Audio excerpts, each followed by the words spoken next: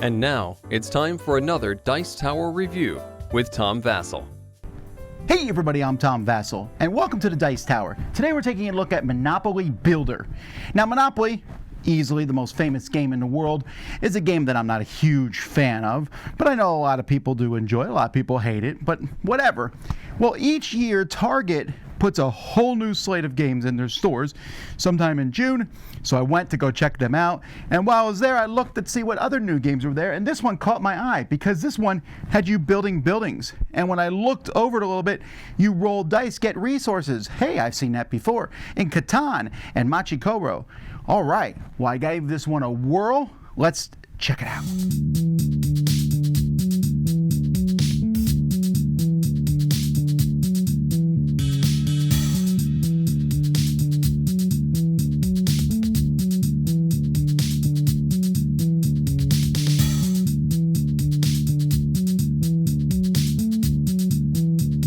In this game, each player is going to have a character, the T-Rex, Penguin, Rubber Ducky, or Hazel. You'll get a sheet. You'll get a bunch of blocks, 12 of them of your color. You also start with a couple resources of the color you've chosen. Everyone's going to place their pieces on start. You get a pile of money. It is a bunch of money, who cares? And on your turn, you roll 2 dice and you move that many spaces. So 1, 2, 3, 4, 5, 6, 7, 8. I'm just visiting jail and I roll doubles, so I go again. And it's just like regular Monopoly. If you roll doubles 3 times in a row, you go to jail. If you land on a property and nobody else owns it, again, this is just like Monopoly. You will buy that property or you put it up for auction. But here's the deal. Every time you roll the dice, people may get resources. So anytime someone rolls a 6 and I'm the dog, or I'm sorry, the T-Rex, I collect 2 of the green resource. But once I bought States Avenue, if anyone rolls a 10, I'm going to collect 2 of the yellow resource. If any other player lands on it, they owe me $70. And if I own both of the properties, and in this game there's only 2 of every property, then they would pay me $140. And just like the original game, you can trade these, you can mortgage them, and so on and so forth. The main difference here is they each have a number. The higher the property, the better the number. So Boardwalk, if someone rolls a 7, you're going to collect resources. These also, if you have the whole property, are going to be worth points at the end of the game. But the other way of getting points is building buildings.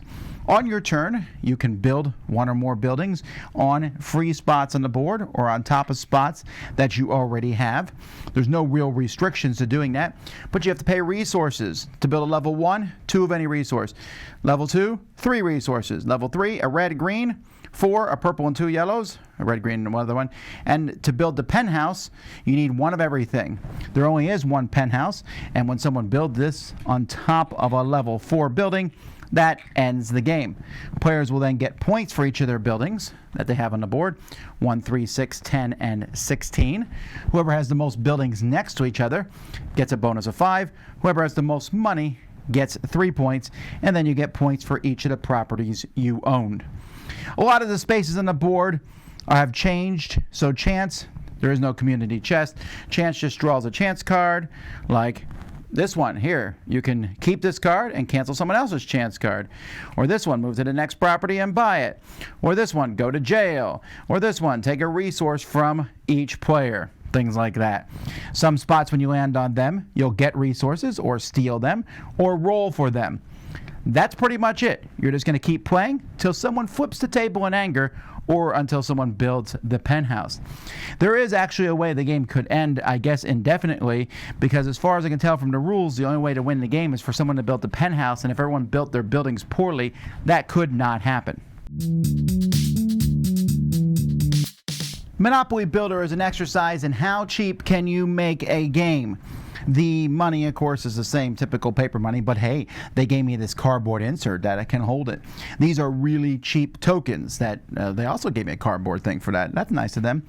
The buildings themselves are made, there's many spots in the board. You have to punch all these out of the board at the beginning, and then they have these 2 slots, which actually is kind of annoying because you can't see those slots easily, so you're constantly like, you can put the building on and it actually stays there, but it will fall off at some point. You need to like put it on the right way. These are really cheap buildings. But have no fear, the chance cards are, oh no, they're cheaper than that. And these cards, wow, it's just horrible cheap cards.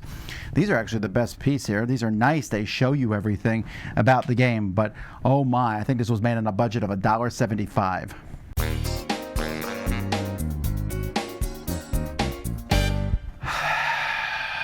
Man, oh man, oh man.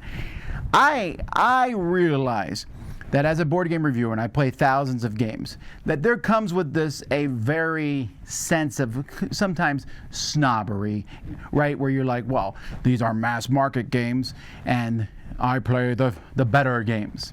But the fact of the matter is, games are better than others. Now, I don't expect amazing games to make it in the store, but as I said at the beginning of this video, I went into Target to check out their new games, and they had Trails, which is a very light, simple game that's a good quality. They had Summer Camp, a good quality, good, fun game, and then they have this piece of trash. How can you make Monopoly worse? It feels like someone who was working at Hasbro was like, hey, let's jump on this Catan train and we'll roll dice and get resources. We can put that in Monopoly. And they're like, well, how are you going to do that? And they were like, in the worst way possible. I would like to make fun of the pitch meeting. I don't think there was a pitch meeting. I think this is a feverish dream of someone's nightmare at Hasbro. Ugh. Not only are the components trash, which I've already showed you, the game itself, what is it? It's still Monopoly, except the strategy of building houses and hotels, the one strategic part of the game, is gone. The only way you'll ever trade with someone else is if you both want some points to give each other those cards. You roll around the board, get random resources. You realize you only can have 6 resources at the beginning of your turn. If you have more than that, you drop them on the space, which you don't want to do because you'll give them to somebody else. Why would you want to do that? So you build buildings. What do you build? Whatever you can. Does it matter where you build? Not really. You try to make a group and cut other people's groups off so that you can get those measly 5 points that no one cares about at the end of the game. And then there's literally a possibility the game can't end. You mix that with chance cards that are just idiotic. There's that one I showed you that you cancel someone else's chance cards, but the chance cards are terrible. No one wants them. Monopoly always had a problem with rich get richer. If I move around the board, roll doubles, buy a property, roll doubles, buy another property, I'm ahead of you. Especially if I go first. You go second, you land on my property, ha ha ha. I've never liked that about Monopoly, and there's really no way to fix that. It's worse in this game, because if I go first, not only can I buy some properties, but when you roll, I'm getting the resources I want. Ha ha ha ha ha ha ha ha. And the resources are the same for each floor. The yellow player in this game has a slight advantage. What? That doesn't even make any sense.